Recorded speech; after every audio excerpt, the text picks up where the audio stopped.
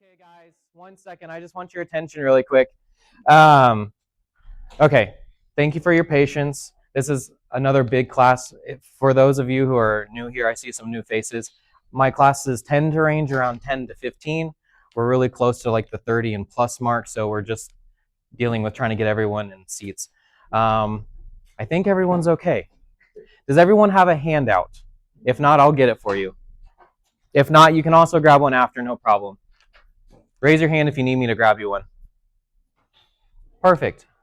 Okay. I'm going to make sure my video is recording really quick.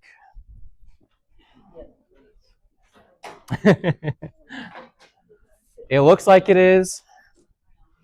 So if technology is on my side today, we should be good.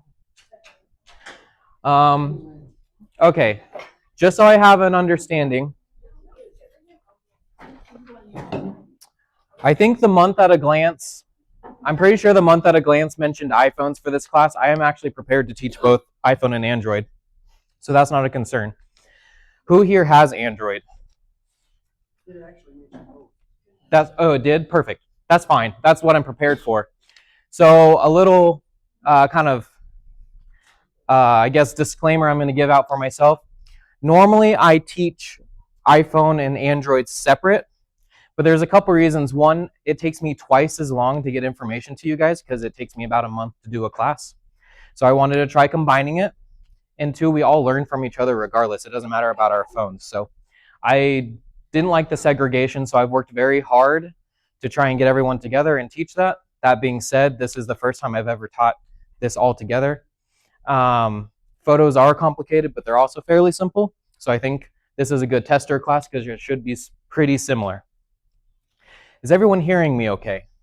Okay. If there's any time where I'm not speaking loud enough, just raise your hand and say, hey, could you raise your voice? Yeah, or you can do that, right? Like, come on, man, talk louder. Okay. Is everyone comfortable, got what they need, whatever? I want to make sure before I start talking. Okay, this class, so just pure experience, this class, since it's so big, it will probably go over 11:30 because that's what time we have here. If that's the case, I don't plan running out unless they kick me out, but don't feel bad if you need to leave, whatever. The sign-up sheet in the back. So I record these videos, or I record these sessions, and I send them in an email. That sign-up sheet is not required. It's just if you want me to get your email address. I think I've hit it all.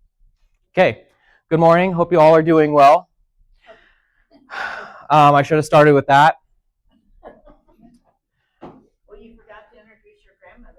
Oh, we're getting there. We're getting there. Listen, it's on the second slide. It's on the second slide. So again, for those of you who don't know me, like I said, I see some new faces. I see a lot of reoccurring faces. Thank you. Welcome back. I've been doing this. I think this is actually probably outdated at this point, but I've been doing it for a little bit of time. I've got some things that qualify me. Anyway, my point is I'm not some crazy guy up here trying to tell you what's what and what's not. Oh, and of course, my name's Dylan Wisdom, those of you who don't know me. I believe it says it in the month at a glance anyway. Okay, so Kelly has asked me to come back for the next quarter, so April, May, and June, right? I'm running out of ideas for you guys because I feel like I've given you a lot of good information. So if there's something you want to learn more on, and it can even be a rehash or deeper on another subject, please let me know. Another AI? Yeah. Text me, please, or I'll forget. I'll write it down now, but text me too. But I can come up with whatever ideas that I think are right, but I'd rather teach you guys subjects that you want to learn, right? So please give me those ideas. You did a basic iPhone, and you're going to do a follow-up on that. Perfect. You need that follow-up. Got it. Have you covered privacy? So actually that is, so my next security class, so I've done a couple of security classes. The next one I'm teaching next month is about your digital privacy, not security. This is going to be, it is security in a big hub, but those of you who know me, I kind of tend to put privacy and security in two different buckets, and this is going to be more geared towards the privacy. Why it seems like when you talk about things, you get ads for them and fun stuff like that. So I'm really excited about that class. A lot of you have asked me questions that you may not even realize are related to that, so I would suggest coming. Anyway, I'm going to move on. Please text me, email me, or I have note cards in the back. Leave me your ideas. Okay, so again, this is my disclaimer. In the bulletin, it did say, or I'm just telling you, this can be a very large topic. Some of you have already approached me and asked about very specific problems. I am more than willing to and happy to help with those. This is going to be kind of a 101 class. So we're going to start from the basics. And if you want me to teach deeper on a specific area, you let me know and I'm more than happy to do it. But just to set your expectations, we probably won't get too deep into here until you guys come up with really good questions and when we go off on another road, and that's perfectly fine. Today's focus is mobile, so phones and tablets, iPhone and Android. Okay. The reason I'm saying mobile is because computers, although some of the concepts apply, it's going to look very different for Mac and Windows. So yeah, that's it.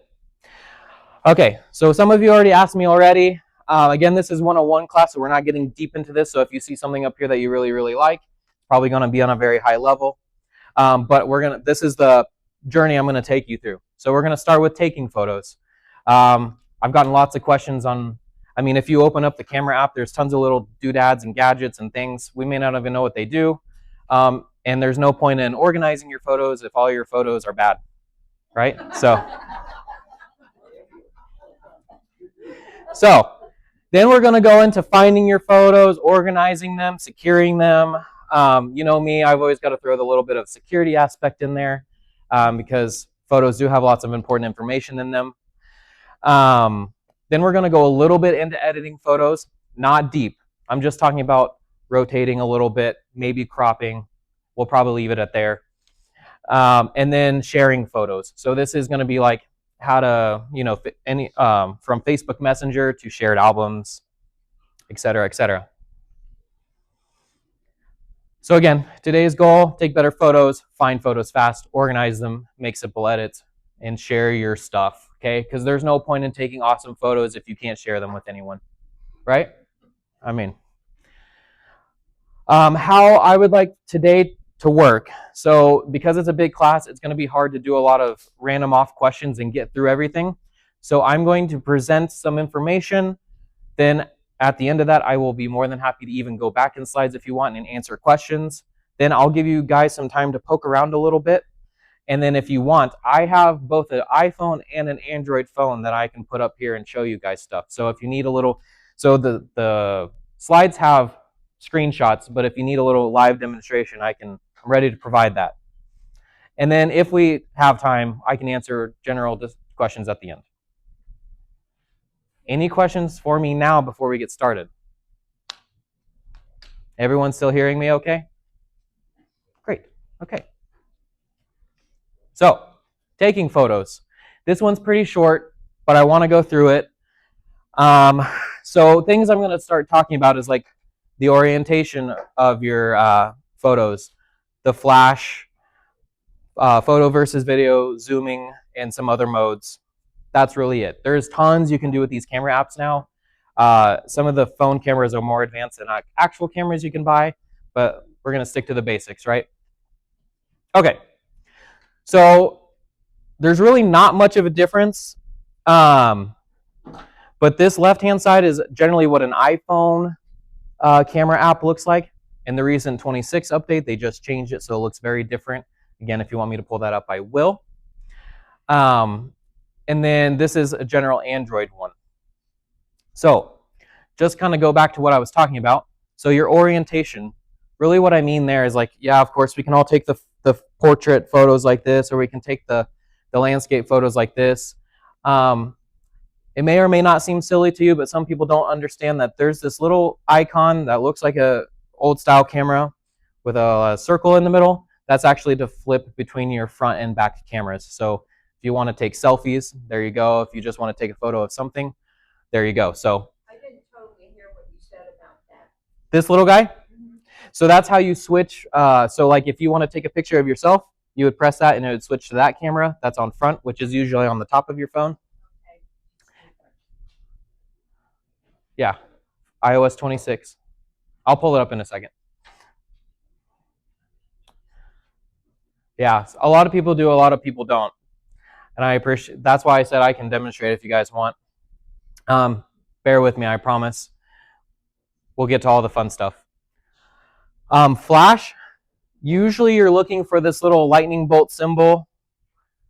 So usually the cross through it means that it's off.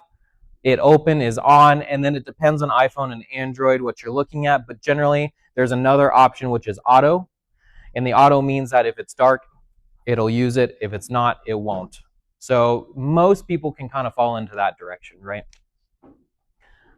For photo versus video, so again, it changes kind of by phone, but if you look down here at the bottom, you'll actually see all the modes. And we'll go, and that's going to talk about this too. But a mode is what the camera is going to do. So the basic examples are just a still photo, right? Just one photo. And then the second is video, which is, a video. The reason why I want to clarify on modes is because a lot of people, they'll get stuck on a mode on accident and they're like, it's not taking a photo. And you're like, and it's because you're accidentally, or it got confused or whatever, it's not being told to take a photo, so that's why it's not. I've seen people stuck on slow-mo and they're like, why are my photos so weird? It's because you take the photo and you let go, and so it's like a really weird, jagged thing. And then zoom. So most of the time to zoom on iPhones, I'll show you with the demonstration on the Androids, but sometimes there's a little X in one box, just means times one, or you can, usually you can pinch up or pinch down to zoom in and zoom out. So like you're widening it, right? To get closer, and then pinching in to get farther away. Okay, and then I added this in here just to be kind of clear. I think most people know this. These kind of symbols have been around for a while. But this usually means that you're in photo mode, just the plain circle, no red, one still photo. Even if you don't see the video, the red circle usually means you're about to take a photo. And when you're on the video, when the video is going, it usually turns from a red circle to a red square, and that's how you know that it is actively recording. That, and usually there's a timestamp somewhere. Okay, and then just some general tips. Clean the lens. You can literally just use your shirt. I get photo or fingerprints on mine all the time. Check the lighting. Again, general suggestion. A lot of people don't know that if your camera is pulled up like this and it looks really blurry, most of the time you can just tap on whatever you're trying to focus in that picture just once, and it'll zoom in and out a little bit just to try and focus that for you. That's a big suggestion there, because so many times people are like, oh, my photos keep on coming out blurry. And it's because the camera thinks you're trying to focus maybe on something in the background, but if you tap on something in the foreground, it'll kind of pull itself back and work there too. And then watch your fingers.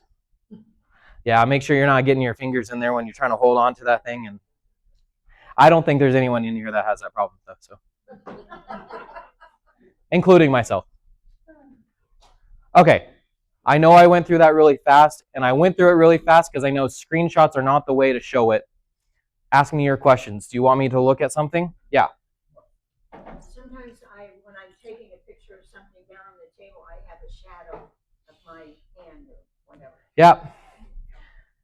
Yeah, really the best way to avoid that is to be on the opposite side of the light. So, like if the light's to your back and you're taking the photo, the only thing I do nowadays that's usually that is checks, right? When you're trying to scan checks into the mobile apps, and you can't get a good thing because it's like, I don't know, those apps are crazy anyway, because you're like, it's perfectly in the frame and it just won't take the photo, right?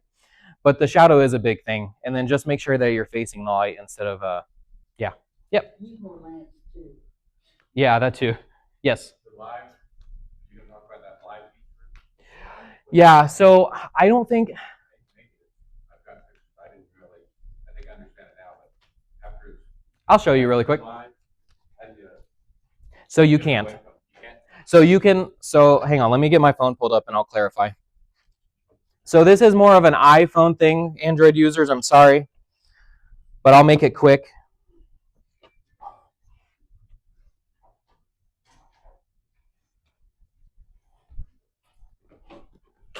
Okay.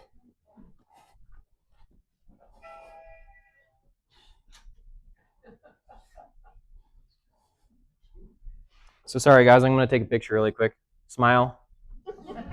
I'll delete it later. Anyway, so for iPhone users, if you don't know, come on. I know, come on. There you go, okay. So all I did is I took a photo like normal, right? And I'll show you where you can turn it off and on, but by default, iPhone uses this thing called Live Photo, which essentially takes a very small video in comparison with the photo. How you know is because right now I'm just looking, I just opened up the gallery app just like I normally would. I'm swiping through my photos, but if you press lightly in the middle of the photo, you'll see all you guys confused as I was trying to take the photo and wondering what the heck this crazy guy's doing. But see how it takes a very small video with it? That's why it's a live photo. It's just marketing, really. Okay. Yes, Kathy. Talking about the live photo, can you take a screenshot at a specific time in that live photo and make it a still? You could, but that would just be taking, no. I mean, unless you're really skilled to hold there while you're doing it and screenshot it right at the right time, there's not like a good way of doing that. I don't know. You can turn it off, yes. And I was going to show you that, yes. Can you do just a brief overview of the different symbols on this 26? Yeah, absolutely. Let me see if it'll let me. Okay. In Android, guys, you got to speak up after this if you want me to go through stuff. Will it? It has live photos? Okay. So I'll have to, and I apologize. I can use Android on a general basis, but I don't use it daily. But I have one with me so we can look. Okay, so on 26, they kind of changed some stuff around. And really, I think it's, oh, I'm sorry. Yes, your question?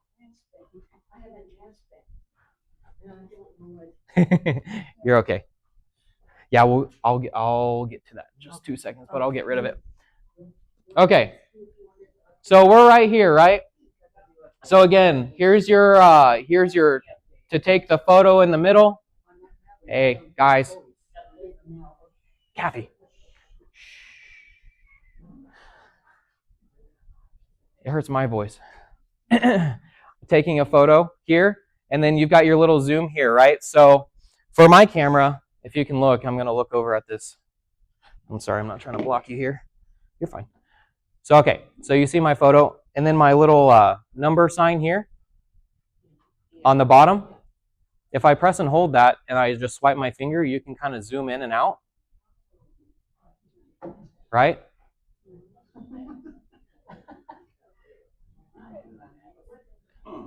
Yeah.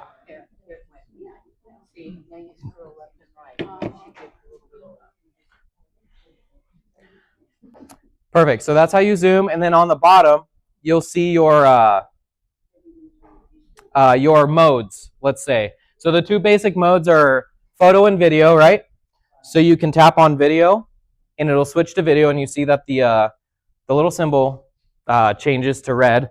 And if you actually press on hold on photo or video, you'll see how all these other options pull up, like slow-mo, time-lapse, so on and so forth. I'm not going to get into each one of those because we could be here all day, I promise. But if you guys know what you want and you're looking for that, perfect.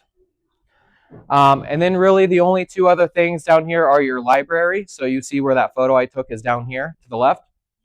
So you can definitely get to all your photos from a different place, but they put it down there just from your camera just to be easy access, right? So you took your photo, you want to look at it immediately. Instead of going all the way back to your home screen and then going into your gallery, it just makes it a quick click there. And then, like I said, sorry for those who are motion sick, but that little guy down there, If I switch it, you see me here, hi. You go back, right? And then the last little thing I'll show is this guy up here. So the iPhone menu used to be really, really crazy. There used to be a lot of stuff going on, and a lot of people didn't use some of it. So they kind of simplified it. So you'll see your flash up there and see where it says flash auto. All I did is tap on it. I didn't press and hold. I didn't do anything fancy. I just tapped. And it said flash auto, meaning that if it's dark, it'll use flash. If it's light, it'll use flash. Some people don't like it to choose for you. If I tap it again, it'll turn off. Jeez. Sorry, guys. Okay.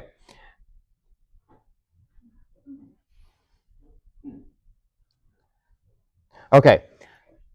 So, okay, and then if you want to do more with the camera and whatnot, the flash, etc., see these 6 little dots up there? Those tiny little dots? If you press and hold on those, it's going to give you other options. I don't know where all mine just went, so hang on.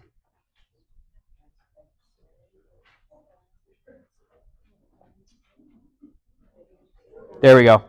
Okay, so if you press on those, you'll see all the other options. So again, there's lots of stuff to do here. I'm not going to go into every single one of those, but the top 3 are, if you want to change the way your flash works, you can do that to set it on all the time. If you want to turn off live photos so that it only takes actual photos and not the weird kind of hybrid version, you can turn that on and off by just tapping that button in the middle. And then timers.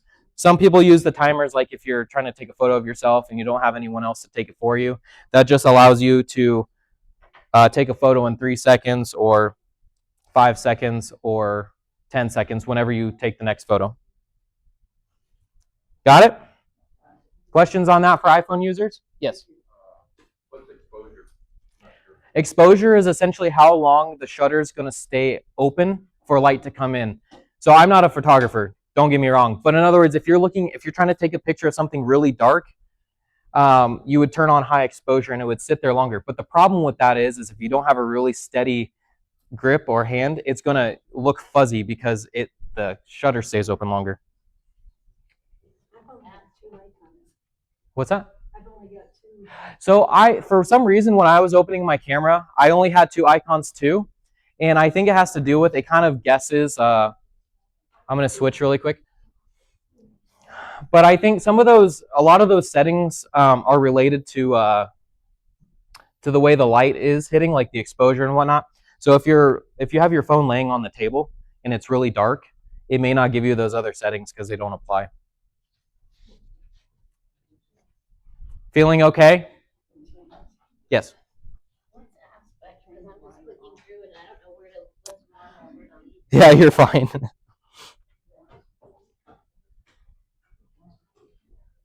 So the default aspect is 4:3. So aspect just means like it's how big the photo is really.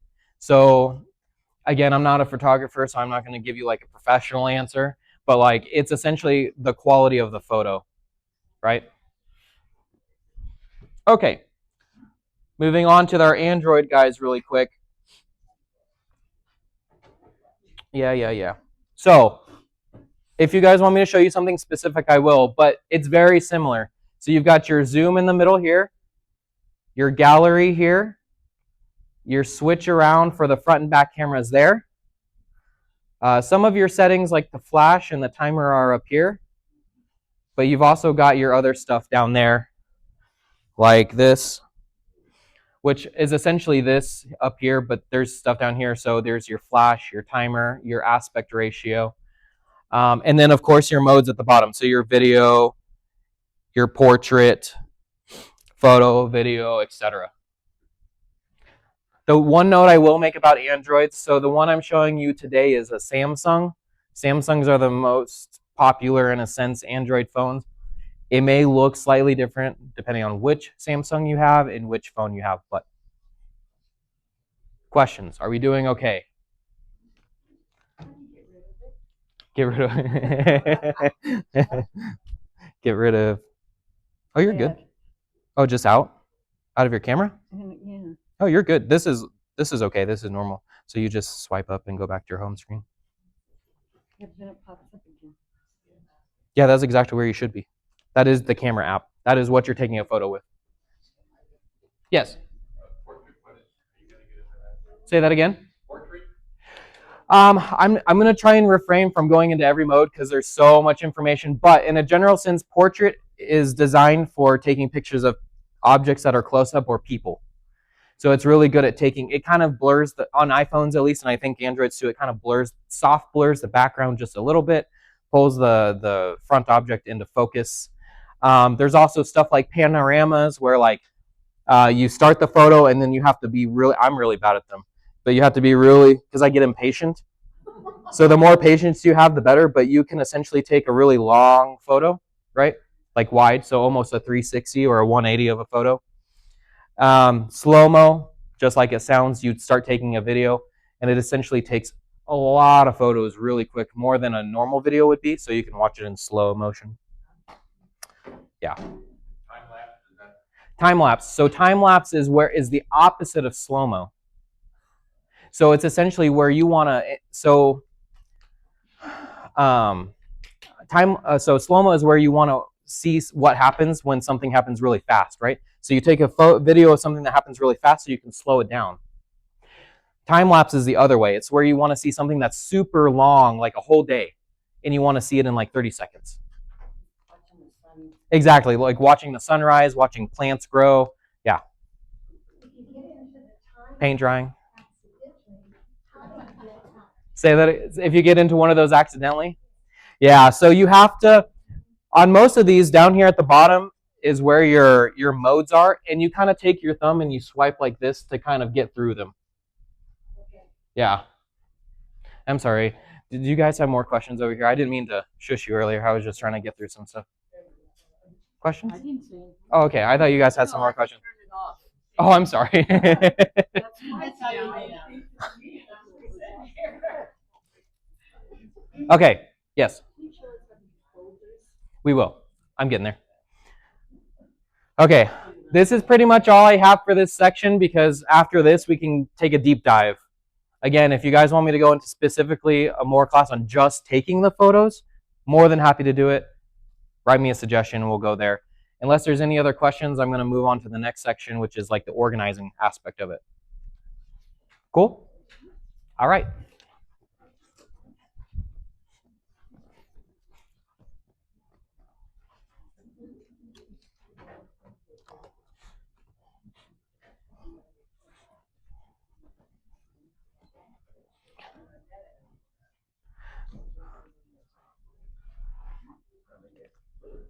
We kind of did practice time. We'll do some more at the end, but I want to make sure we keep things going.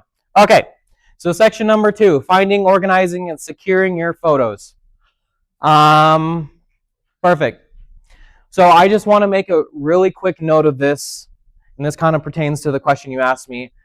And the reason why I'm bringing this up, because we're only going to talk about one of these today, right? So a lot of the confusion with photos in general happens when they start syncing to other places, Google Drive, OneDrive. By default on Androids, Google Photos is your cloud platform for photos. On iPhones, your default cloud platform is iCloud.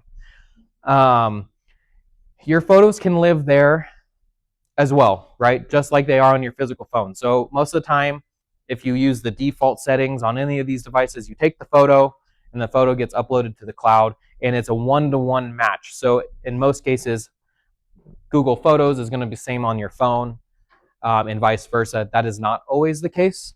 And that is a whole topic all on its own. But I just wanted to put this in there because most of the time, or today, we're going to be talking about everything on your local device. Yes? What do you cost of putting it in cloud? And the security putting it in cloud? So great questions. What's the cost and what's the security? I'm going to give you quick answers on those, especially the security one, because I can talk all day on security. The cost. So for both platforms, it's free to start. So I think Google Photos gives you 15 gigabytes for free, which whatever that means, that's about 1,500 to 2,000 photos. And then your On iPhones, it's 5 gigs for free, which is about 5,000 to 10,000 photos, depending on the quality. Which may sound like a lot, but like me, I have like 50. So If you delete a photo from your camera, and the next time you back up the phone rather, does that photo that you deleted get deleted out of the cloud? I'll answer that. I'll repeat. So her question is, if you delete a photo on your phone, does it delete from the cloud? And the answer is, in most cases, yes. There are weirdness that can happen where it cannot be synchronous. It would be asynchronous, meaning one side's different from the other. But generally speaking, it's going to be one-to-one. Okay. Yes. Questions. I'm thinking about switching to iPhone, so this is Sure. all really good stuff. Sure. But my question is now, as I said before, my photos are backing up to the Microsoft Cloud of OneDrive. Sure. How does that work on iPhone? It does. It works fine. It's like no big Yeah. deal. So again, every vendor is going to have their preferred method, because the goal there, the reason why they give you storage for free is because they want you to fill the 5 gigs, then pay for more, right? Yeah, 99 cents is the next paid version, but you do get some for free. But my point in saying that is you're not locked to that. Okay. Do they make you jump through a couple hoops? Sure. But also, just because you're on OneDrive and your Android doesn't mean that we couldn't get you to the point where you're using iCloud for simplicity's sake. So you've got options, is what I mean. My computer, so I want all of True. that accessible on my tablet or my Yep. PC to have all the pictures there, because it's good to have it on your phone, but I want the security of having it backed up on the cloud on my computer. Yes. And you can actually use iCloud on your Windows computer too. Really, So you're not, yeah. So they're I'm not going to say they're best friends, but they at least talk to each other. okay, thank you. And to answer your question about security, as a really quick answer, I trust them because I know and I understand on the back end what they're doing to secure your stuff. But at the end of the day, you are trusting someone other than yourself. So exactly. Will anyone see it? Probably not. I mean, I can't see any reason, even like Google employees, because I've researched this, right? So if for some reason they have to look at a file, so let me back up. iPhone or Apple in general has been notorious for even denying the FBI access to people's files. So, right, which there's a lot of opinion on that, but my point is that just because people work there doesn't even mean they have the access, right? Like even where I work, I can't even go and look at people's passwords. I can change them, but I can't view them because I'm protected against that. That's not okay. Just because, So security in the cloud is a whole subject. And so I don't want you to feel like I'm giving you a really quick answer, because I am, but it's because it's very nuanced and there's a lot of different details you have to consider. But in a general sense, it's secure. General sense. And those of you who work with me, I know there are some in here who we have talked about certain things and aspects and whatnot, and you've chose not to use the cloud, and that's totally okay. General sense. Okay. So yes, these screenshots are from iPhones, but the concept works for Androids as well. I wanted to explain that in a general sense on most photo apps, and now I'm talking about the gallery. So on iPhones, it's literally called Photos, and it's the rainbow circle or the rainbow flower, the white background rainbow flower. I'll show you in a minute. On Androids, it's usually called the gallery, which is another type of flower object. Floral, maybe that's it. Looks floral. Most of the time, they organize it into two different kind of sections, right?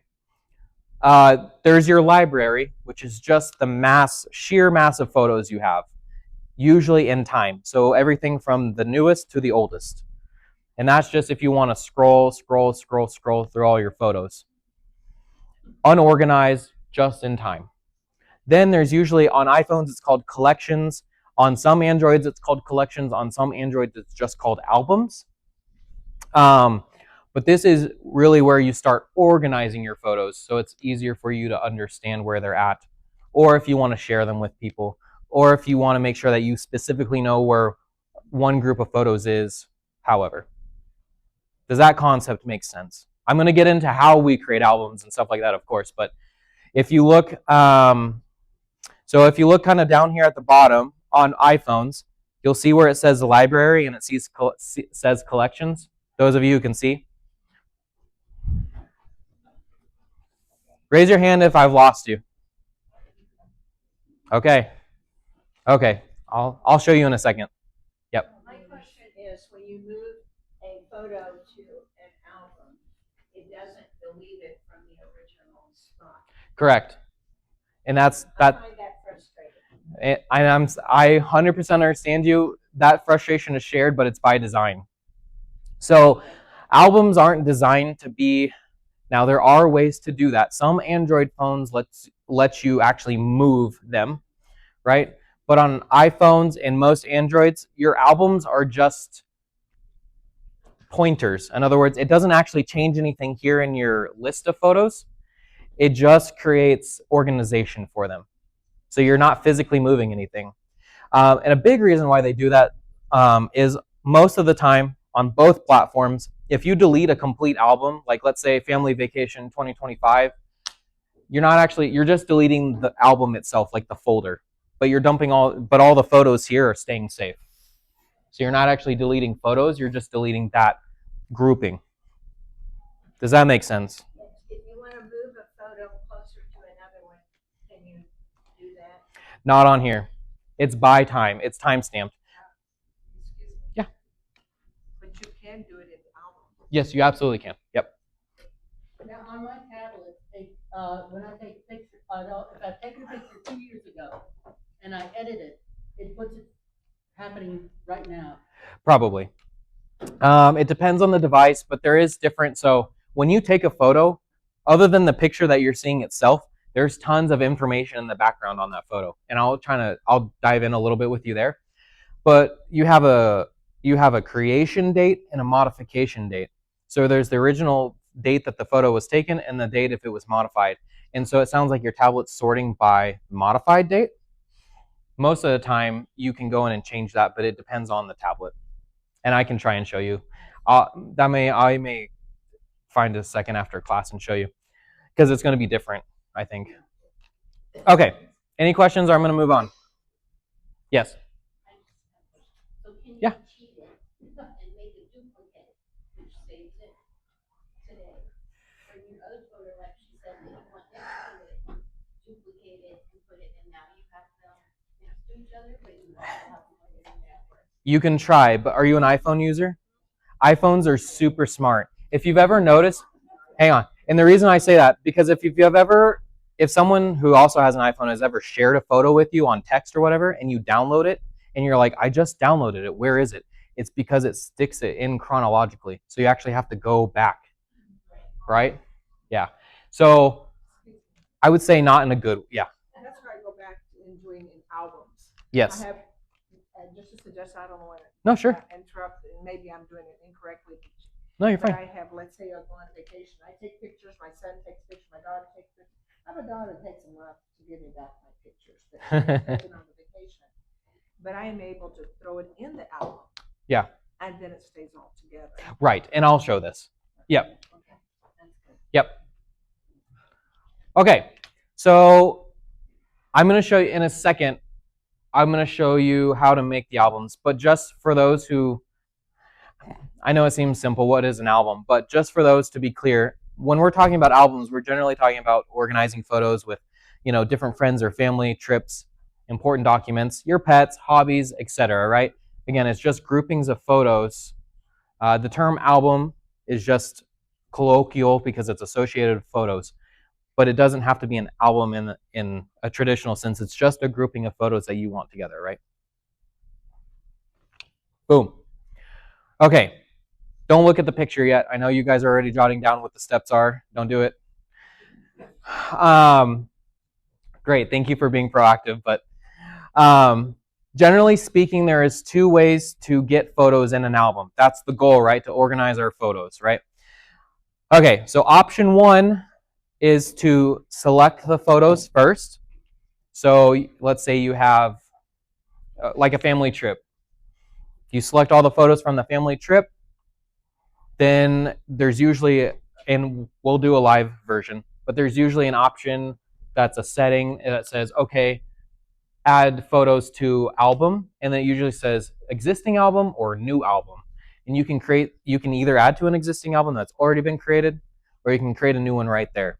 Some people get lost there because they're like, oh, well, I don't have an album already. And it's like, that's okay. You can create it on the fly, right?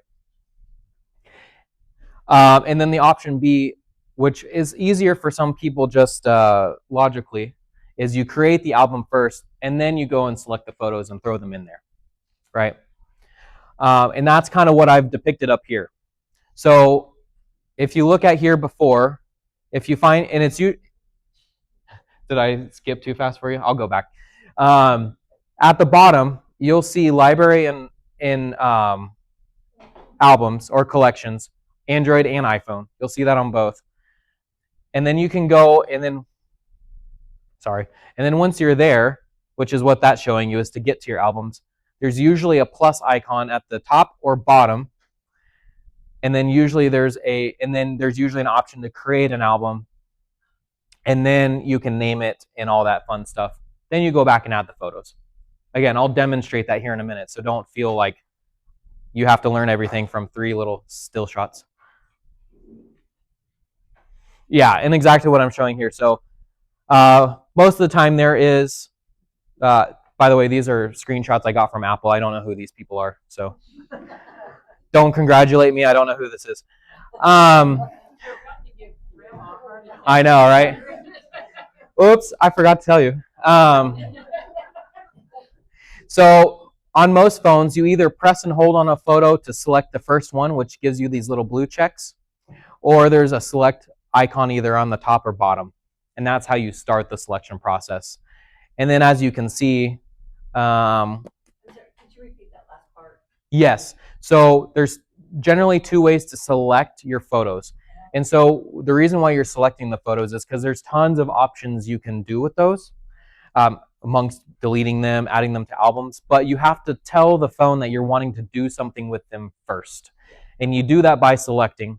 And you either press and hold on the photo first, and it'll give you these blue dots, or you can manually tap select, and then it'll pull up circles where you can tap them. Again, I'll show you, I'll demonstrate so we don't have to, you're like, what is he talking about? I'm going to come back to search. Okay, no, I'm not. I'm lying. So, because I'll show you all at once on the phone, right? So it's easy. But I use this all the time, and we'll look at Android too. But what they're doing now is you can search for photos, and you're not even necessarily searching for, you're like, what am I searching for, right? It's because most people's idea of searching for photos, you like, oh, go grab the album, open it, look for your photo, right? So some people create albums only because that's the way that they can find their photos. That's just what's been taught. And there's nothing wrong with that assumption. But really what they're more gearing towards is like, forget about actually organizing the photos, because who has time to do that? What you can do is, you know how I told you that photos, when you take one, they're associated with a whole bunch of hidden information, and I'll show you that. So some of those information can be places, or they can understand objects, or even names. If you talk to certain people, and I know this is scary potentially, that's again another subject, but Siri or iPhone, Android, Bixby, they all kind of start talking this language where as you talk to someone and you share photos, it starts correlating certain photos with names, right? So like my dog's name is Bailey. I could go into my phone and type Bailey, and it'll search for photos that it thinks it's her, because someone will send me a text message and say, oh my God, look at this photo of her or whatever, and use her name, and it'll say, oh, okay, that's kind of it. It's really cool, and I'll show you live. The other thing it'll do that I love, let's say that you took a picture of something and you're like, I cannot find that, but I know there was this word on that page. You can literally type the word on that page in here, and it'll highlight the text in the photo. Like the phone can read the text. I know, right? Welcome to 2026. So if you look, I haven't really explained yet, but at the bottom, there's usually a little search magnifying glass. And on newer versions, it looks more like this. Little magnifying glass. And in any aspect, magnifying glass usually means search, right? Oh, I see. Yeah. Okay.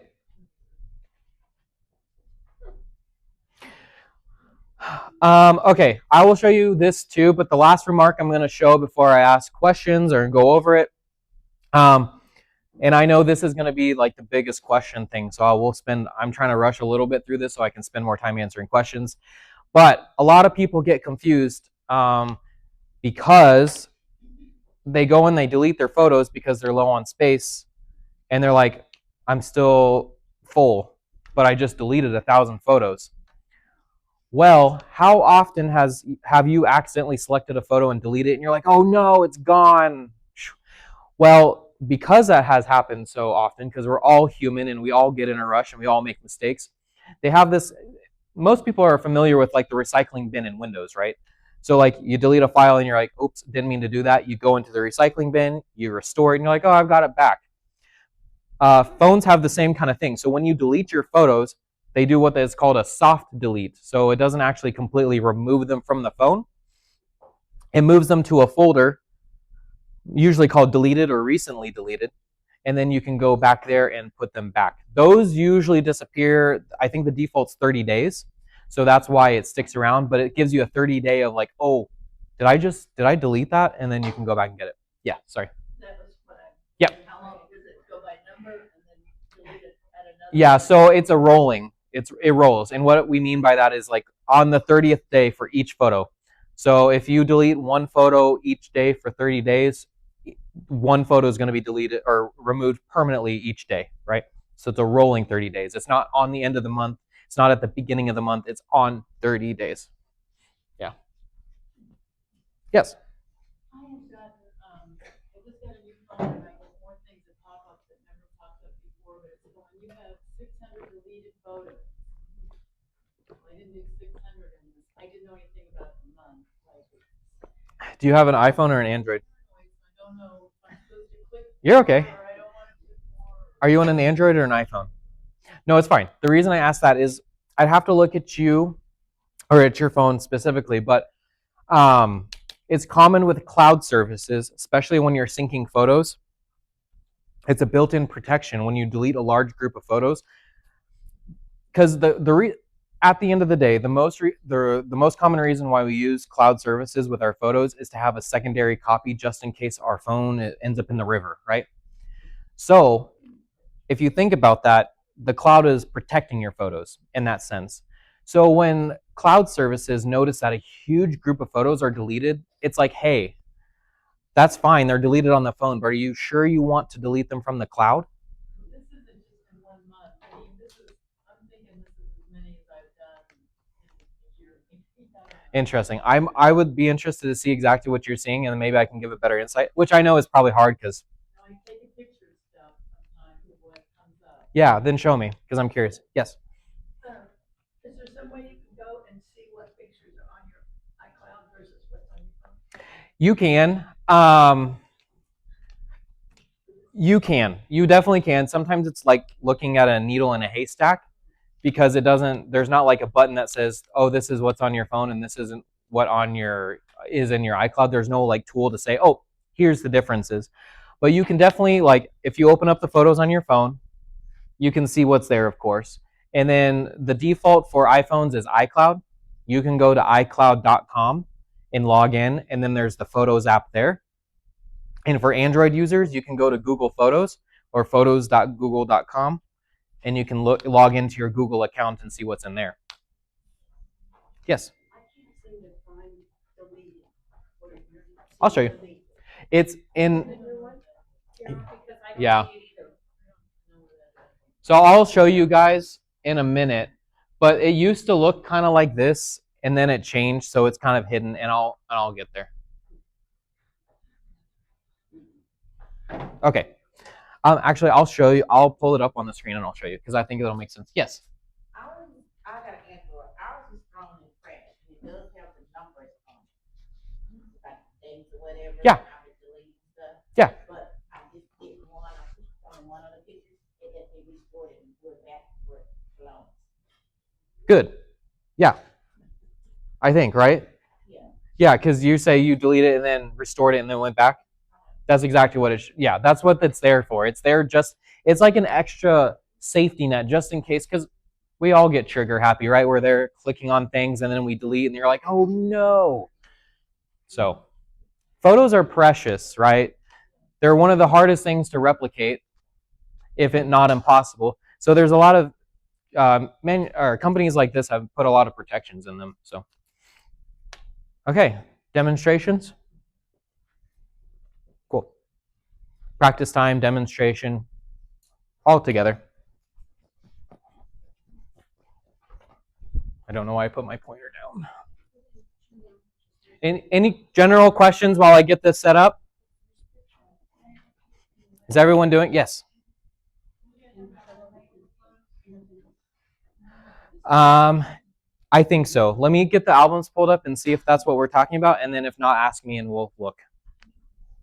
I did search and I put my dog's name in. Yeah. And it gave me the very first picture and the very last. Yeah. And then these two, but there's a zillion pictures on my phone. Yeah, it's not a perfect science. It's not a perfect science, especially with names. So the naming thing, like if you're searching for a specific person, it gets a little, it's not a perfect thing yet. It is an option, but I even have problems with that too. These two pictures had Yeah. Generally what I do, rather than using my dog's name, usually what I type in is dog, and it'll pull up pictures of dogs. Yeah. If I want to pay for a consult, how do I get in touch? My card's over there and my number's on it. Yep.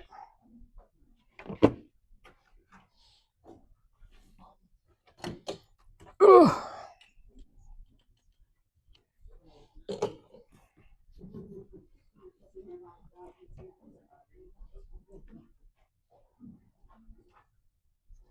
Thank you, everyone, for your patience.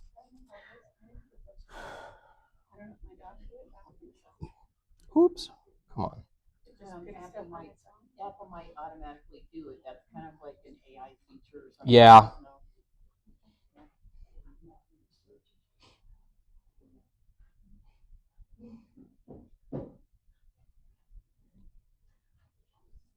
Okay. So I'm gonna show the iPhone first. That is, and these are my own personal photos. So there's nothing like bad. Just don't judge me. Okay. My storage is full, by the way.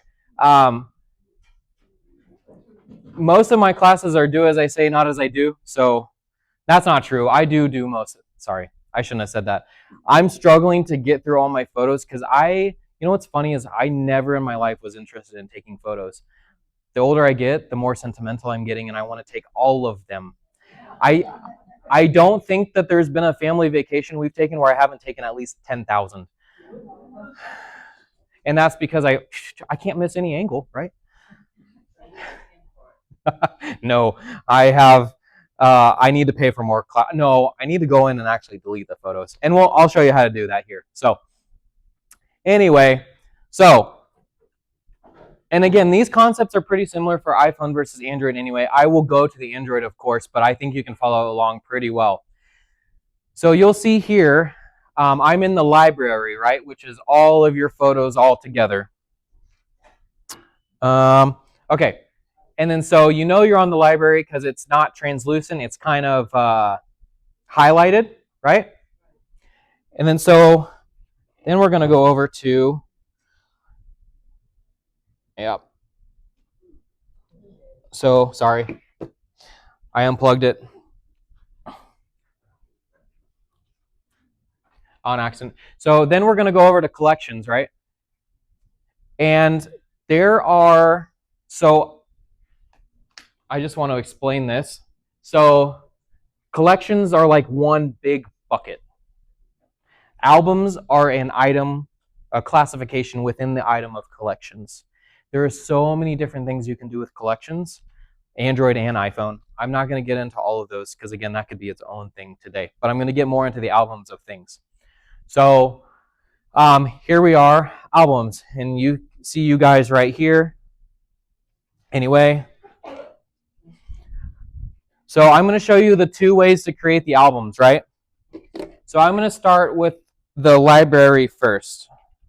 Do this. Sorry. Question. Yes. I don't see like you have collection and albums on Android. I don't know that there's a collection. Is there? What is it called? Sometimes it's not collection. Sometimes it's just called albums. Yeah, all I've got is all the pictures, then albums, and then stories. Yeah, and to be honest with you, I don't know much about stories other than I think those are kind of like slide or not slideshows. What are those like? Well, that is a story, but I think these are more like not. Maybe it is. Maybe I am thinking slideshow. It's like where you put a group of photos together and it kind of moves through them and stuff like that. I have seen Android phones that do call it collections. So we're kind of working in a weird space with that. But if all you see is albums, then that's what you have is albums, and that's okay. And that's really why I didn't want to get deep into collections because that's not really as universal, right? Right. Anyway. But library equals gallery and Android, right? iPhone is library, gallery is. So you're talking about the app itself or just all the photos? The name of it. Yes. It's So called library up there. on iPhone it's library, on Android it's gallery. Yep, exactly. Okay, so I'm gonna make an album out of this very delicious ramen shop I went to in Atlanta just here recently. I want to remember this forever, so I'm gonna sort all these photos into that. It was very good. I don't know if you guys.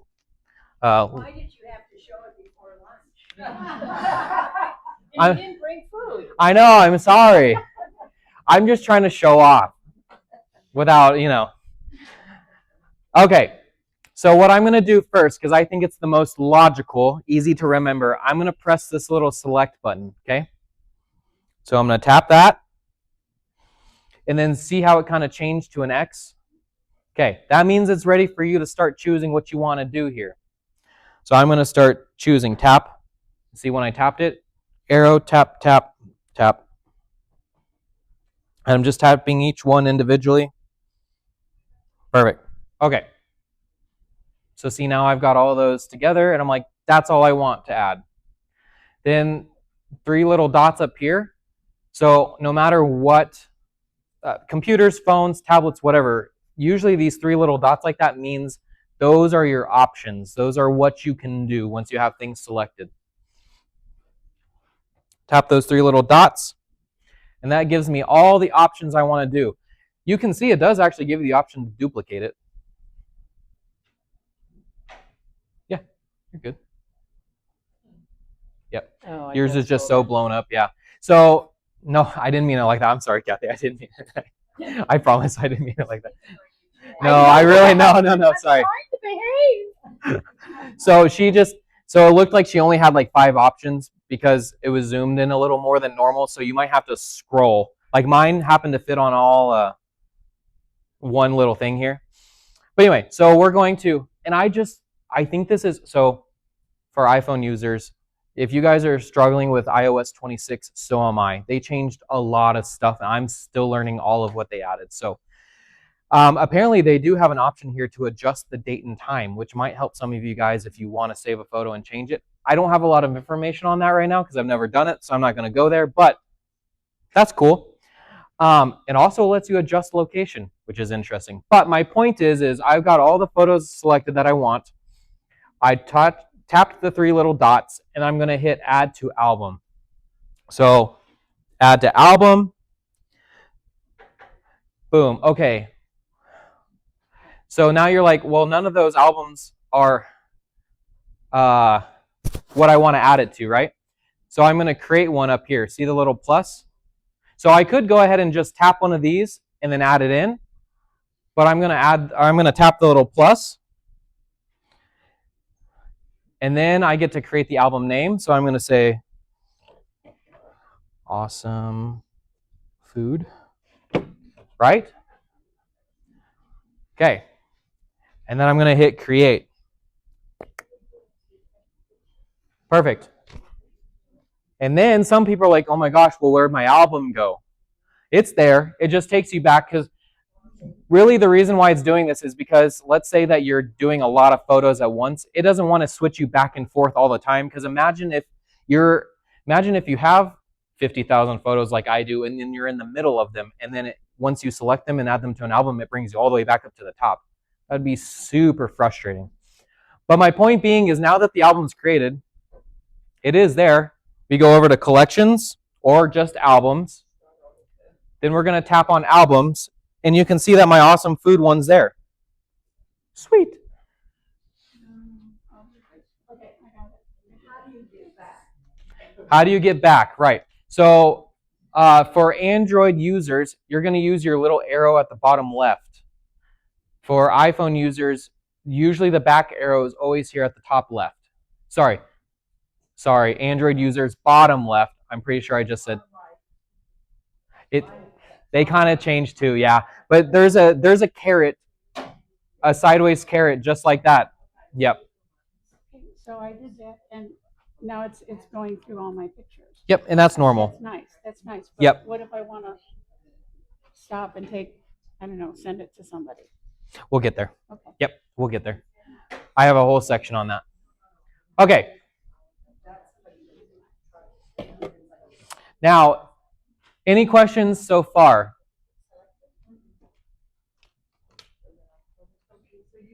Yes. Yes, 100%. So, yeah, most of the time. So, usually but usually if you're going to permanently delete a photo, it's going to warn you, are you sure you want to delete these permanently? And I'll show you here in a second. Okay. So if there's no questions on that, I wanted to show you something else here really quick, and then I'll go on. Okay. Man, it is not going to show you. Dang. What is that thing, that little design thing? It looked like it was out, not right there. See, that white squiggly. Oh, so yeah. So it won't let me show you. So the iPhone's doing something funny where it's only wanting to show you the photo and it's not wanting to show me. So I'll skip that part because it's not really important. I was just leading into it. But to answer your question, the reason why it's outlining like that is I don't have a personal use for it, so I can't tell you why it's useful. But you can essentially tap on an object inside a photo and it'll crop it out for you, and you can paste it in like a chat. So I could literally take whatever was squiggling around, I could literally copy that and send it to someone rather than the whole photo. Why? I don't have a good reason of why. Because you don't like the background? Sure, maybe that too.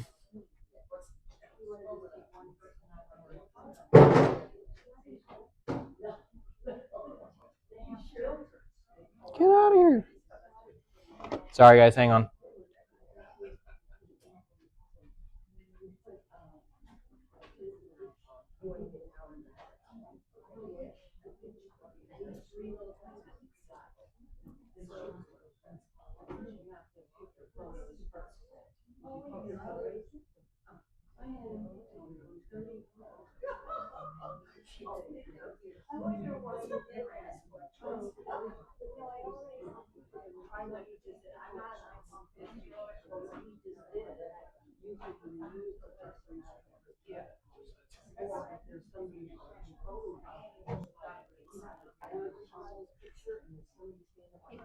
Yes. How they can add it when they're already in that album.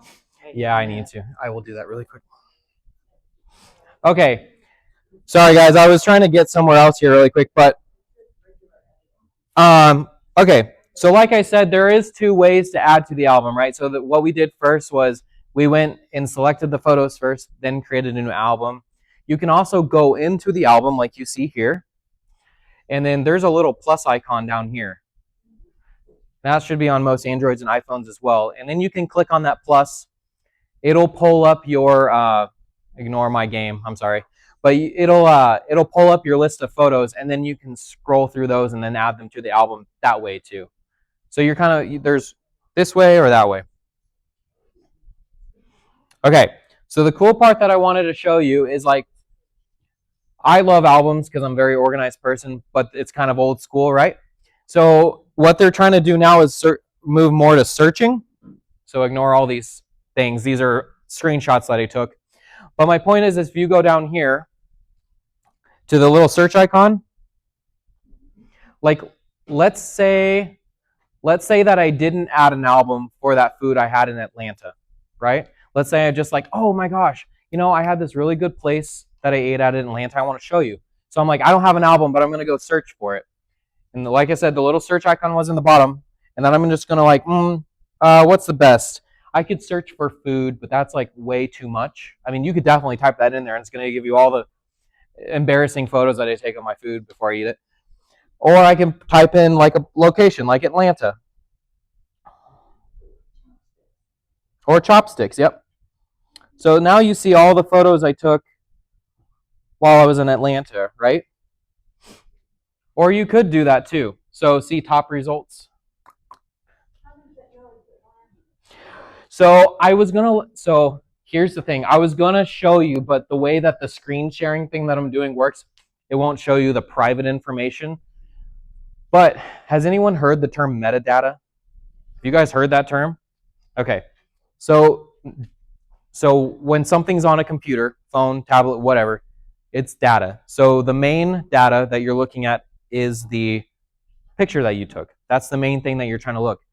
Metadata is all the other stuff that is attached to it, but that's not really the main reason you're using it. And for photos, a common thing to add is location.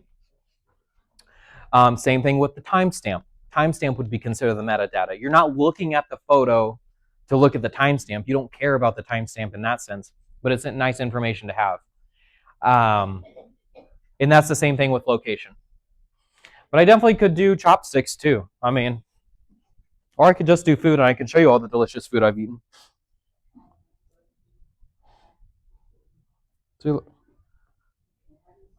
See, look at that. So those were scallops that I ate in Atlanta too. All the seafood we ate, right? Yeah. I know, I'm sorry. Privacy slash security as far as setting your location on your photos, is that a thing? To worry about? Not really. I mean, okay. So the thing about and I actually will touch on this, but I'm going to answer it now, and we'll just skip over it. I think there is a way, and I'm not going to show you, but just in a general sense, because I think as soon as what I say, it'll make sense. But you could technically disable the location on the photos. But the thing is, unless you're at a place where, in other words, if I don't want someone to know my home address, why would I be taking a photo of like, there may be some general things, but like if I'm taking a photo of something and sending it to someone of something that's private, they're probably someone I trust anyway, or should be someone that I trust anyway. So it's not really a concern. So my point is like a service guy. If you're taking a photo of something in your house for a service guy, they're probably going to go to your house anyway. So there's no point in hiding the location, right? Now, if I'm sending you this picture of Atlanta, then you know that I was in a restaurant in Atlanta. So if you have that location, what are you going to do with it? You know what I mean?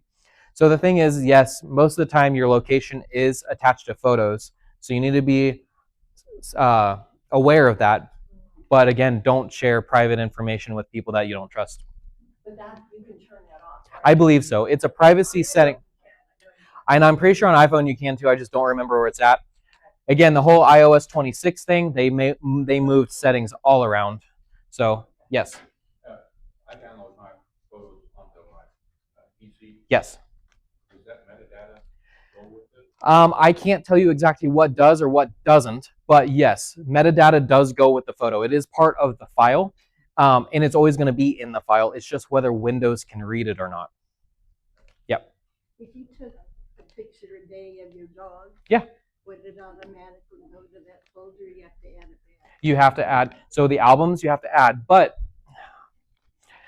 on iPhones they have collections, and I'll if you want I'll show you, and those can kind of be automatic, but I don't want to get into that because not everyone can do that.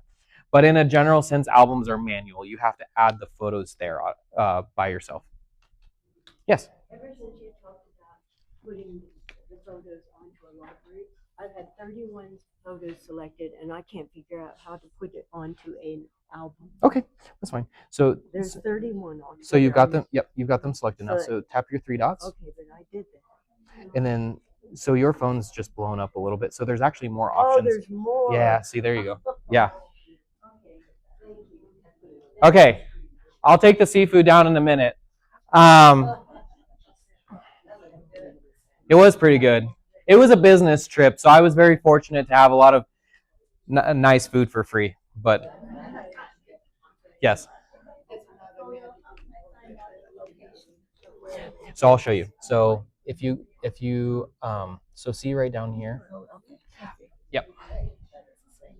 So I can't show it because it's just not working. But if you guys want to know what data is kind of associated with the photo, if you go back to the photo, like I don't think it'll show me, but if you tap on the photo like this, then you'll see a little eye at the bottom. It'll almost be right below the bottom middle of it.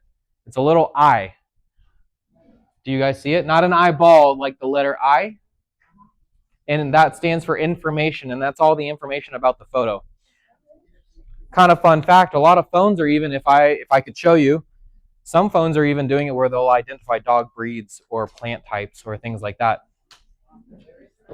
Yes? I don't know who the I is, except mine. I download my phone, like photos to my Windows PC, and then I right click on it.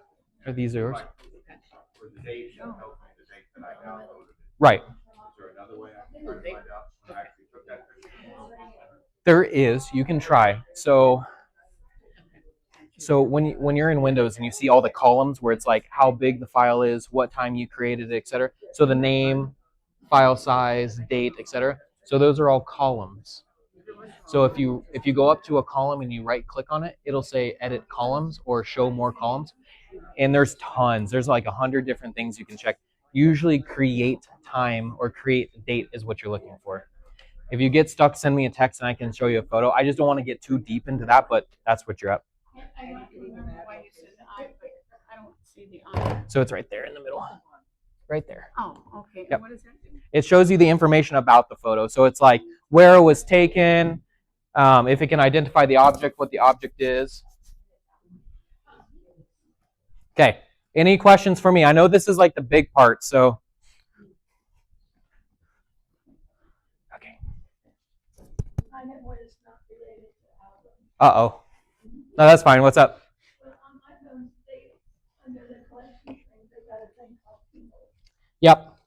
and it determines who goes in there, right? Yep. Okay, I For- find granddaughters. Yep. Not identical, but it won't let me create a separate one for them. It puts them in the same spot.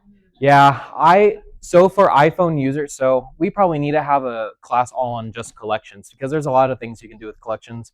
And like I said, some Android phones have them as well, but I don't want to dive too deep into it. But collections, yeah, they can help identify people, pets, locations, etc. But it's pretty good at telling you what it wants and not so good at listening to what you want. So, and not trying to shove you off or anything. It could get a little deeper than that. Sorry, do I need to go back?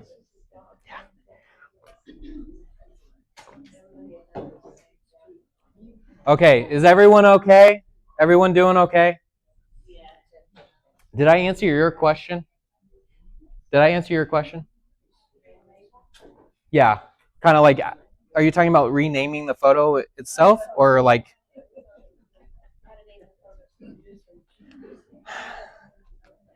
I'll try and find you after class. I don't know if there's a good way on the phone to do that. So like on iPhone, they don't really give you a good way to name the photo itself. Yeah, I'll show you. Or we'll look together, but I don't think there's a good way to do it, to be honest. Yeah. Yes. Oh, thank you. I appreciate that. Okay.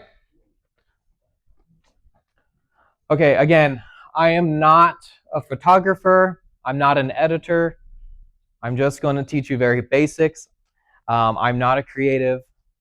But I just want to show you the ropes, okay?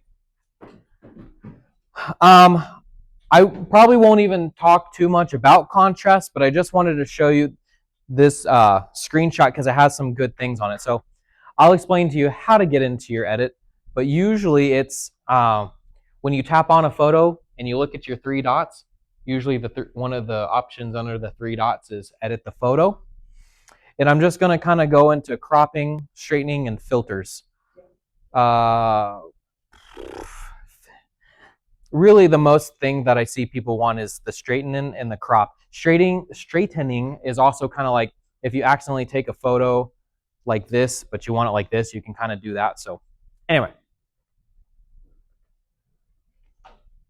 Oh, I guess that's literally all I had. So I'm gonna plug up the phone so I can show you.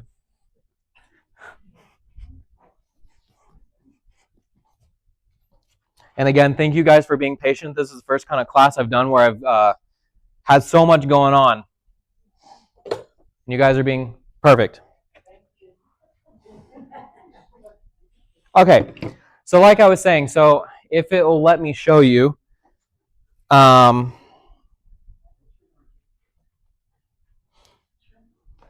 left my pointer. So on this photo, and it's not showing you very well right now, but at the top right, there's 3 little dots. And if you tap on one of those dots, there is going to be an option to not do what I want. Okay. I'm sorry, guys. Yes, it's the little bars next to the eye at the bottom. Ugh.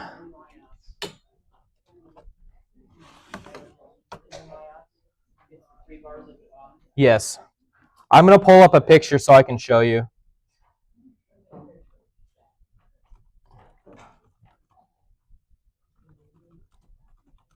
And I'll show you the Android one too.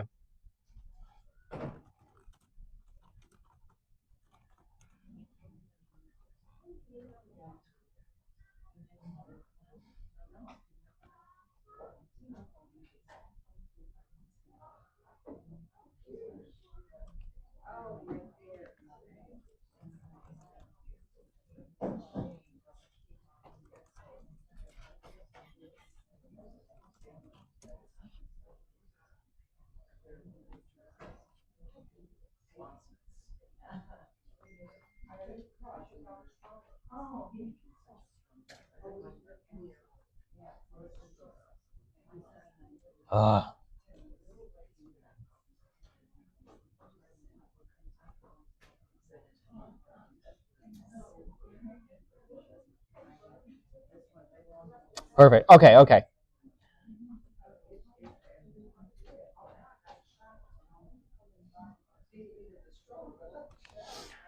Okay, this photo's a little outdated, but it gets me closer without confusing you guys too bad. So this little eye, so when you tap on a photo to look at it, so like blow it up a little bit, you'll see the eye at the bottom. And then now in the iOS 26, you'll see like just to the right of that eye, you'll see like 3 horizontal bars. Yes, with little tiny dots on them. And that's where we get to the editing features.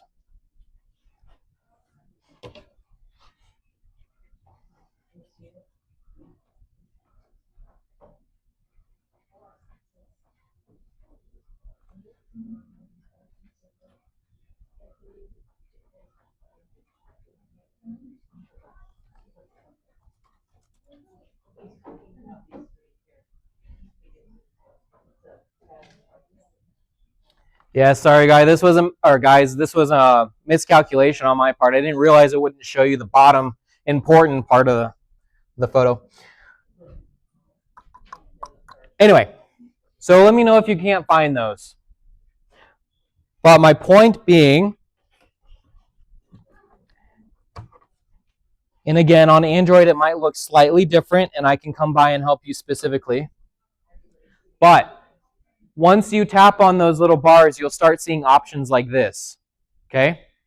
So see how there's some options down here, there's options here, there are options here. What is a filter? A filter, yeah. So let's talk about filters. I personally don't have a big reason to use them, but in this sense, a filter is anything that you can layer on top of it through like a lens. So that's where you turn photos into black and white, or sepia, or high contrast, or things like that. Sepia, however you pronounce that. And then you can see that you can access those here. So, and I'll show you. So if you tap on that, see how it says original? So it gives you options, and then I'm going to swipe. And then it says vivid. And you can kind of see how it's changing the photo. Warm, cool, dramatic, whatever that means. Warm, dramatic, warm. Anyway, I'm not too creative, so I don't see the reason of doing all that, but it's there, and I want you guys to understand, yes. I do use it a lot because if I'm in a dark situation where the photo doesn't look that bright, when you go to post it on Facebook or it looks dark. It doesn't be on Android. It's called I think Lily or something. It's like 4 Yes. down. It just brightens the photo so people can see it. Perfect. Exactly. Great example. Are you finding where I'm at? Yes. Perfect. Thank you. Okay. But honestly, the most I think the most. Well, let me see really quick.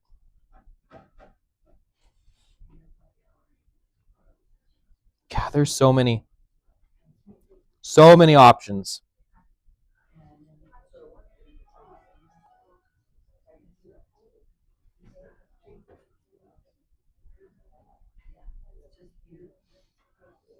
Okay. Sorry, guys. Anyway, I'm going to try and wrap this part of it up, but really the most important thing I think for the average phone user is this crop function down here. And that crop function is cropping, and it also helps with the visuals of it. I'm going to find... Sorry, I'm not showing off. I'm just trying to find a better photo to edit. And you know what? Okay, they're off. Okay, so cropping. So this is essentially for, I mean, I think we all know what cropping photos is, cutting people out of photos, you know, trying to just get what you want in them, right? But essentially, if you tap on crop at the bottom, you'll see these handlebars, I'll call them, show up, right? So there's one here, one here, one here, here, here, here, here, and here, right? So essentially what you do is you're going to drag those into place. So all I'm doing is I'm putting my finger on, right now I'm putting my finger on the top corner one. This one here is the one I'm touching. And you kind of see how it changes the field of view for that photo. So it kind of cuts out everything else and it's moving down.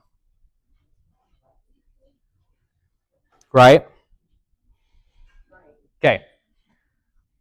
Because for some reason I really wanted to focus on this one thing.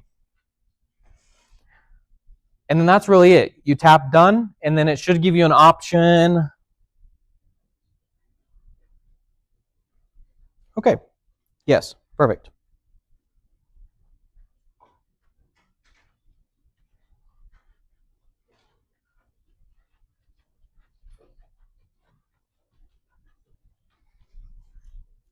Great.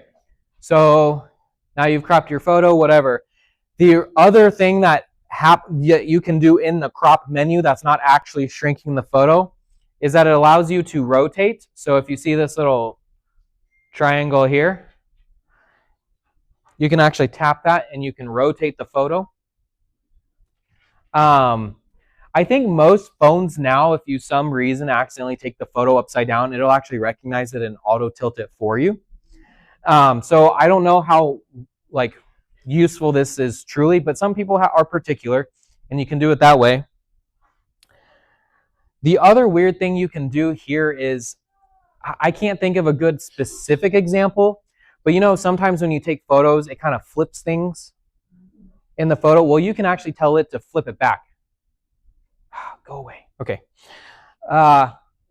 If you tap this guy right here, it kind of like puts a mirror, it puts it like in a mirror image. See how it kind of flipped it from side to side?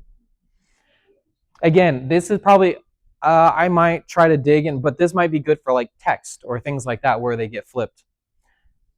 Results may vary on that one. But as basic photo editing, this is really the big stuff in my mind. Unless there's something specific you're curious about, yeah. Is this where you go if you wanted, let's say there were 3 people in your picture and you want to get one out? Yeah. Yeah, this, it is, but I want to clarify. This is just cropping, so it's not like Photoshop. So in other words, if you want to cut out the person in the middle, but keep the 2 people on the outside, probably not what you're going to do with this, right? This is more for cutting out like background noise or focusing on one individual in something. Right, exactly. I am not the right person to ask for like editing, to be honest with you. I just wanted to throw this in a little bit because I get people ask me all the time, how do I just crop a photo? And I'm like, this is how you just crop a photo. So yeah, I'm sorry. I wish I could like go into depth with you guys, but I have like 50,000 photos. I don't have time to crop all of them. I just delete them if I don't like the person. Yeah. Cleanup is now on with US 26, so that you can, in fact, I just took a car out of this picture. Yeah. That's a little bit different. It is, and we might have to do because I don't think it's quite cross-platform, and I'm trying to. But yes, thank you. You not in a good way because that's what she was asking me too. There's not really like no. You can't add it to it. Like a name or something. You mean? Not really. There's not really a good way to do that.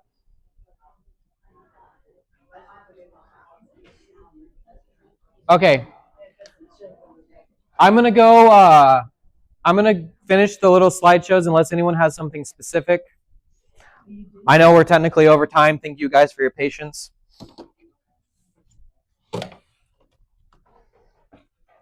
Who knew photos could be so complicated?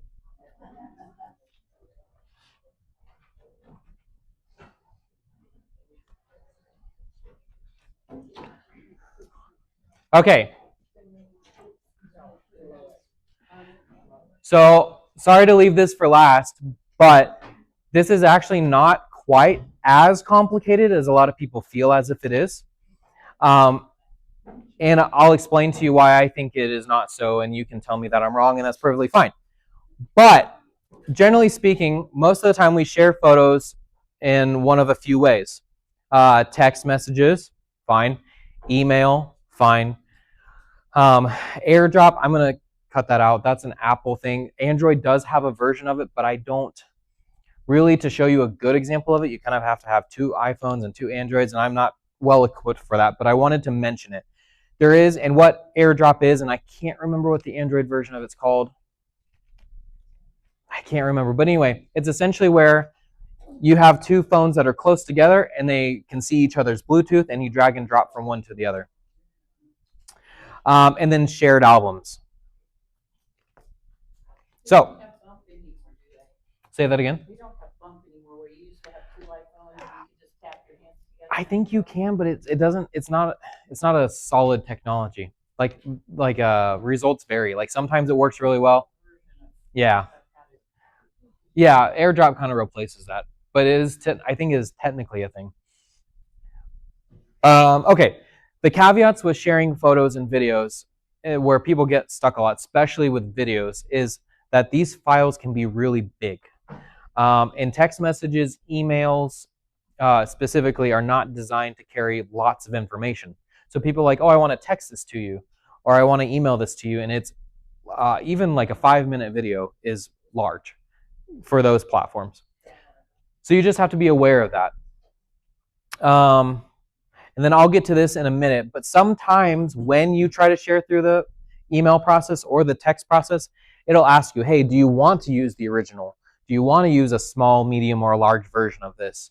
And that's kind of a tactic where, if it's not important that it's like a high quality photo, it's just like with information, you may just say, oh, use the small version of it, meaning small in terms of like data, because they just need to, they don't need like a crystal clear picture on this image, right? They just need to see it. Okay. Across any platform, Windows, Mac, iPhone, Android, tablets, whatever. These are the universal sharing symbols. So this one is becoming the most popular. I see this one sometimes, and this one is older. But this is really what we're looking for when we're talking about sharing.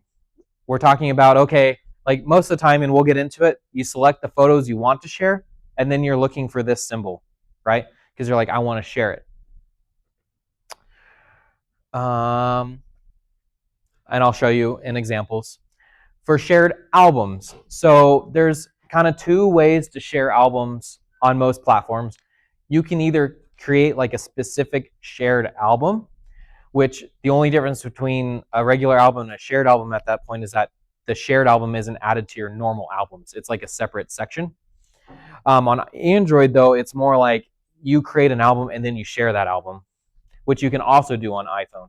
You can already take like a normal album you have and just share it with someone. Again, I'll show you. But my point is that there's not a lot of extra work involved, right? Like if you have an album, it's pretty easy to create shared. I added this in here because I don't know. I thought it might be important. Some people might be interested in it, but technically when you tap one of these share buttons, most of the time it does give you an option to print as a share option, just so you're aware, which means that if you have a printer or someone you know has a printer that uses what they call AirPrint, which is pretty standard by most printers nowadays, you can literally just print the photo to there. Of course, if you have photo paper in it, you'll get a better image, but you can print it on plain 8.5 by 11. That's just more of like a small tidbit. I didn't know if anyone would be interested in that or not. Okay, and then this again is what I kind of hit on before I get into show you guys actually.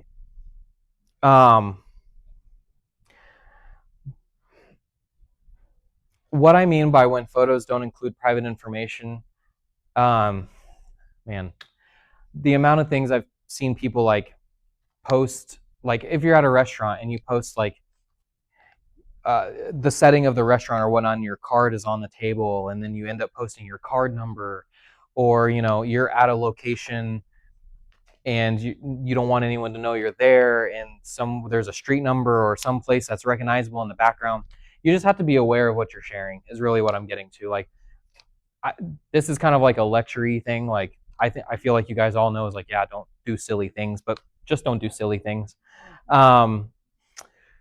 Is location data included most of the time? Yes, it is. But again, I don't see, in a general sense, I don't see people sharing photos from private locations with people who wouldn't be allowed or have a reason to be at that private location. And then always double check that you're sending to the right person.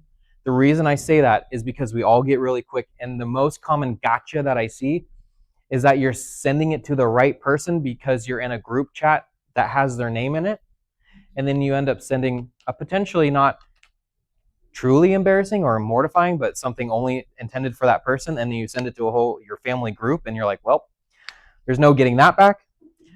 That is generally what I'm talking about. It can look like I said, in text groups, email groups, whatever, it can look like you're sending it to one person, but just verify. That's it. That's a little me. Okay, let me show you, and I'm sorry, I know we're running over, but let me show you guys really quick, just like a shared album thing, and then whatever. While I'm doing that, do you guys have any specific questions? Yes. It's been a while ago, but it seemed like there used to be a situation where a friend of my iPhone would send me a video and on my Android, and it would hardly be viewable. Yes. Is there any issue with that compatibility, or maybe that's something that's been worked out? So, okay. So I get this question all the time, and it's completely valid. I'm going to repeat the question. Why or how, or is it still a problem that Android's sending photos to iPhones and vice versa? A little bit, but not nearly as much as there used to be. So kind of what I explained before, and I don't want to get too deep into it, but and I mean earlier ago, like 10-ish years ago, text messages used to only use cellular towers. So when you were dealing with photos over cell towers, you had to get a photo to go, because that's low data, right? Your text messages were originally just designed to send text, like nothing else. Then they came out with MMS rather than SMS, and MMS was multimedia. That's what the MM stands for. But to get photos in there, they had to compress them really tiny, right? So people are like, well, the photo looks fine on my phone. I send it to you and it looks like crap. And that's why. It's because it had to shrink it down. Now what happens nowadays, so iPhone did this first, and now Android's there, and that's why it seemed confusing. So when you were sending iPhone to iPhone, and it was a large photo, they used the internet instead of the cell towers, and it was able to transfer way more data, so the photos looked good on both ends. But you couldn't do that from iPhone or Android to iPhone and vice versa. But now Android is also using internet for photos. So generally speaking, there's not a whole huge, it's not as bad as it was. Because it used to be really bad. You would send a crystal clear photo from your iPhone to someone with an Android, and it would look like a tiny square on that, and that's why. But no, in a general sense, we're good. Okay. Oops. Thank you guys for sticking around.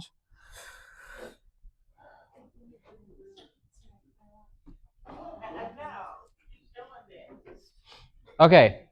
In my opinion, the easiest way to create a shared album, and you can technically create an album that is only shared, but I'm going to stick this way because I think it's the easiest logical thing to understand. But this was the album we created earlier, right? Okay. So see these 3 dots up here? So again, the 3 dots means we have options. What are our options? So if we tap on that, do you see the little symbol, share? So again, we're looking for those symbols. That's our share. We're going to hit share. And then see, this is where we see all of our share options. Kathy, I'll call you later. I'm sorry. Anyway, so you can kind of tell here. So see and I know it's a little small, but see this little like tower-ish looking thing? So this is the big version of that symbol. This is the tiny one here. So see this text message here? That's the tiny version there. Anyway, so there's kind of 2 lines here if you look at it, right? So there's kind of what it's suggesting you. This is it guessing who you're going to share it with, right? One of my best friends. This is just a funny thing. He's 7 foot tall, so that's the green giant is what I call him. Anyway, that's my wife, and that's my grandma, of course. Believe it or not, those are the top 3 people on my phone. So they are suggesting that I'm going to most likely share this with them. In this case, they're not right. I mean, I could share this with my grandma, but I want to show you. But Outlook is my email. So you may see, some of you may see, yeah, don't worry about the more, but you'll see the actual mail envelope, and it'll just say mail. And I'm trying to see it here, but I don't even think I have it installed. But anyway, my point is that this is your mail app. It'll look like a different envelope or very similar to this, or your text messages, and then you just tap there. So I'll go ahead and tap messages. Is your Outlook your email? Yes, it is my email. And then what it is going to do, it's going to pop up a little link here, and then it's going to ask you who you want to share it with. And if it's a text message, it's a number. If it's an email address, it's a email, of course. Or if you want to share it in your email, it's an email address. If you want to share it in your text messages, it's going to be text message. The reason why it's telling me this is because my iCloud's full, and it technically creates like a link to your photos, and that's the reason why we can share with Android and iPhones now. So it's really good. But long story short, what it's going to do, because I didn't do enough of my homework, it's going to pop up a box just like this with your photos in the middle if you're doing text messages, and you're just going to say 2, and then you can either type in the number manually, or if you see the little plus right there, you can go in and search through your contacts. Right? So that's really it. It's not complicated. I mean, It had also notes, and what is that? You put it in notes? you can technically, I think in that aspect, it would probably be the link for that photo album in your notes. That gets really confusing really quick because why would you do that? I don't have a good example for you. Is it technically possible? Yes. And that's where a lot of people get stuck because it's like, oh, well, you can do that. Why? And I'm like, I don't know why. But you can. Yes.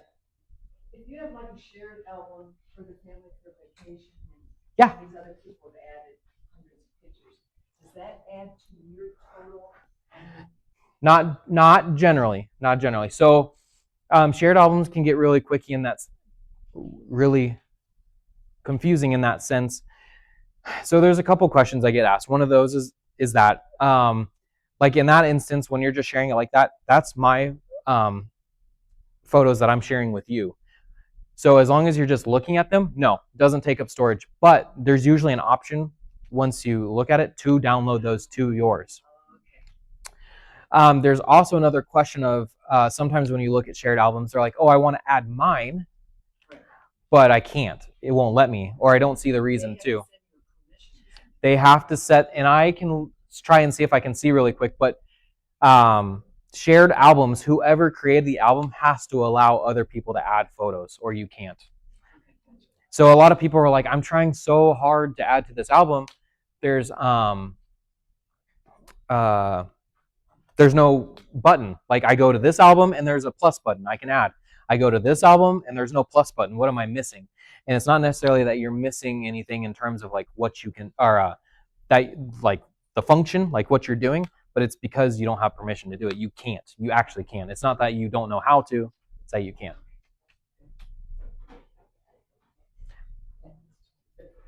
Yes. What happens if a friend sends you a picture or a photo in your email, and you want to add it to an album?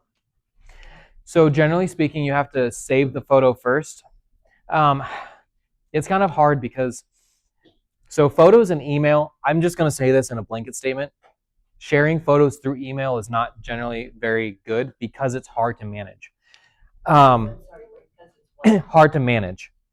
So and what I mean by that is there's iCloud.com, there's gmail.com, yahoo.com, outlook.com, and each of those have their own app, and each app is different in the way you save the photos.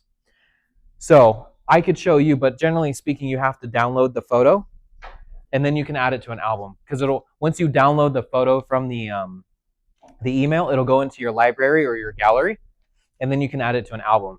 The tricky part about that is on some phones, when you add that, it may not look like you've downloaded it because it put it in order in time. So in other words, if someone emails you a photo from, it doesn't always happen, depends on what device they use to capture. But most modern devices, when you capture a photo, they capture time, and the phones can read that. And so it's like, okay, I'm going to sort this. That photo they shared yesterday was from 10 years ago, so I'm going to sort it 10 years ago. And that's where a lot of people get lost because they're like, I just downloaded this. It should be at the very top.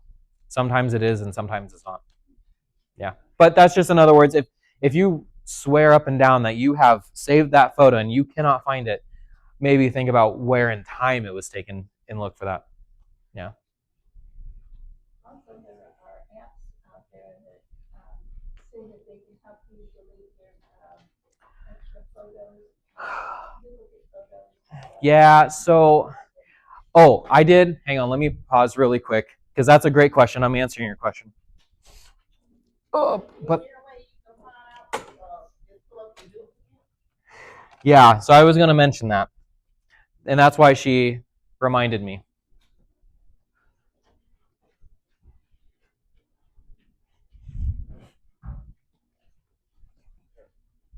Oh, thank you. Okay, so I have... Oh, I'm going back.